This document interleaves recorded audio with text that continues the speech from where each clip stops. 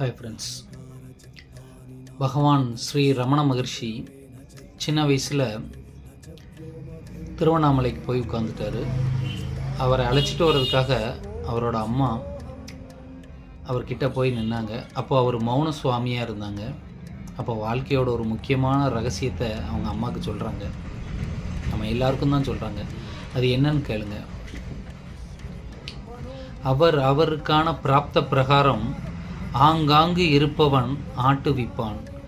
என்றும் நடவாதது எவர் முயற்சிக்கினும் நடவாது. நடப்பது எவர் தடுக்கினும் நில்லாது. இதுவே திண்ணம் ஆகலின் மௌனமாய் இருக்கை நன்று அப்படின்னாரு. புரியுதா இது? அதாவது அவரவருக்கான பிராப்தம்னா கர்மா. அவங்கவுங்களுக்கான கர்மா பிரகாரம் ஆங்காங்கு நமக்குள்ளே இருக்கிறவன் ஆட்டுவிப்பான். அந்த ஆங்காங்கு இருப்பவன் தான் அந்த ஈர்ப்பு விதி. ஆங்காங்கு இருப்பவன், ஒவ்வொருத்தருக்குள்ளேயும் ஒருத்தன் இருக்கிறான், அவன்தான் ஆட்டுவிப்பான். என்றும் நடவாதது எவர் முயற்சிக்கணும் நடவாது. என்றைக்குமே நடக்கக்கூடாதுன்னு இருக்கிறது என்றைக்குமே நடக்காது. நடப்பது எவர் தடுக்கினும் நில்லாது. இதுவே திண்ணம் ஆகலின் மௌனமாய் இருக்கை நன்றுங்கர்.